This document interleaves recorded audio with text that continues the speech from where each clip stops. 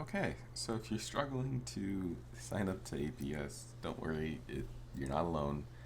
It is a doozy. This actually is a edited footage of about 30 minutes, so don't be afraid to start, stop, and rewind whatever it is you need to.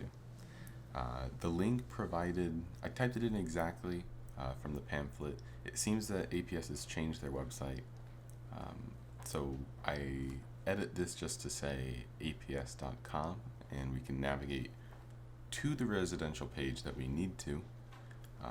As you see, the page does not exist. Um, but no problem, we can just go to the top handlebar and just hit residential, um, confirming that we are in residential, and then we can just type in start, stop, or transfer the service. I believe transfer and move is synonymous here. And then make sure that you click the residential service. We want to start, stop, or move our residential service. And then again, confirm which one exactly it is that you want to do. We want to start a service. And then you can continue.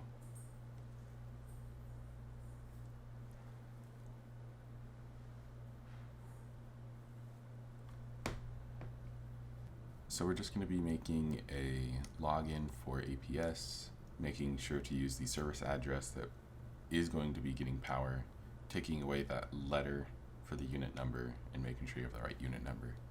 That goes for APS, UPS, USPS, FedEx, any third party. Make sure if you're giving away the address that you only give them the building number, 919, and then the unit number 104.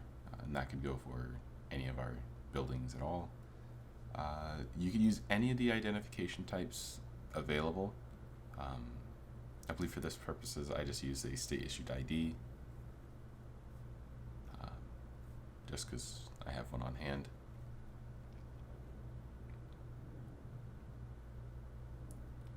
And then if you can just confirm that the unit address is above, make sure that that apartment 104 does not have a letter associated with it. And then just giving yourself a username and password to log back in and out of your APS, and you're good to go. I believe a phone number here is required. I don't believe APS typically will call you, more so you calling them asking if there's an outage or not.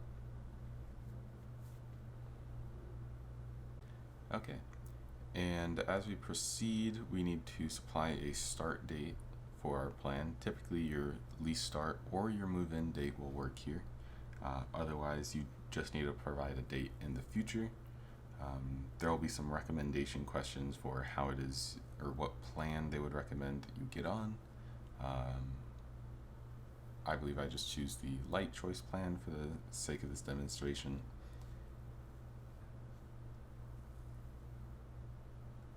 Yes.